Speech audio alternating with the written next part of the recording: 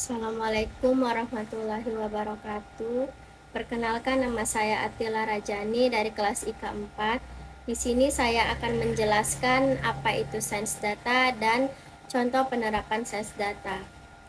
Pada materi ini, sains data adalah cara untuk memahami dan menganalisis informasi dari berbagai sumber seperti penjualan online, data medis, atau jejak digital.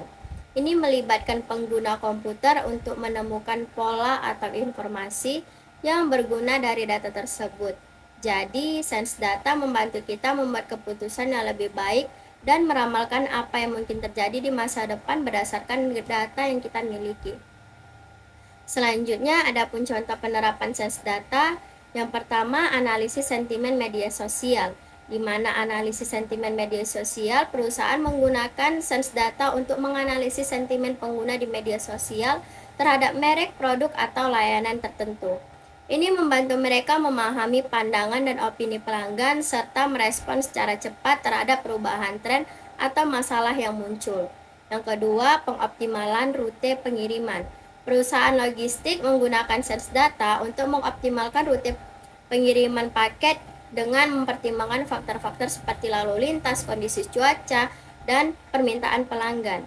Ini membantu meningkatkan efisiensi operasional dan mengurangi biaya pengiriman.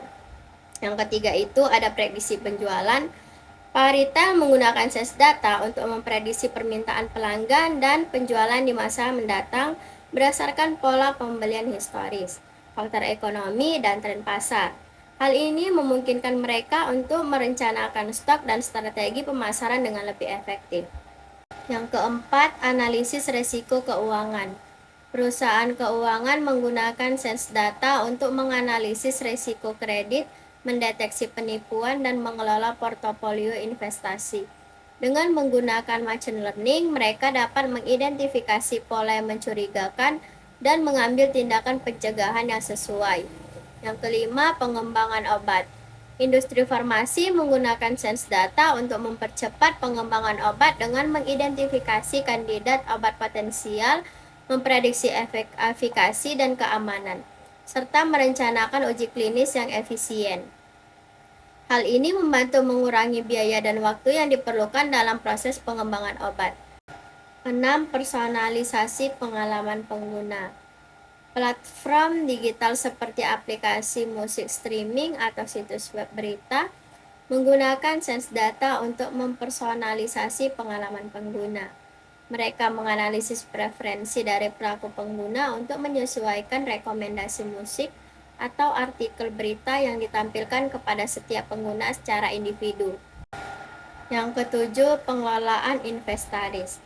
Perusahaan retail menggunakan sains data untuk mengelola inventaris mereka dengan lebih efisien.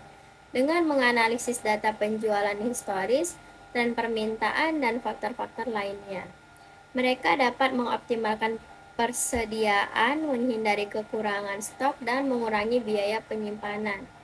Yang kedelapan yaitu deteksi anomali jaringan. Perusahaan teknologi menggunakan sains data untuk mendeteksi anomali dalam jaringan komputer yang dapat menunjukkan serangan atau kebocoran data. Mereka menganalisis pola lalu lintas jaringan dan perilaku pengguna untuk mengidentifikasi aktivitas yang mencurigakan dan mengambil tindakan pencegahan yang sesuai. Kesimpulan dari materi yang saya bahas yaitu penerapan sains data meliputi beragam bidang seperti e-commerce, kesehatan, keuangan, dan manufaktur. Dengan menganalisis data, organisasi dapat membuat keputusan yang lebih baik, meningkatkan efisiensi operasional, dan menghasilkan inovasi yang lebih cepat. Sains data memainkan peran penting dalam transformasi digital dan membantu menciptakan nilai tambah di berbagai industri. Demikian materi yang saya sampaikan. Jika ada kurang, mohon dimaafkan. Terima kasih.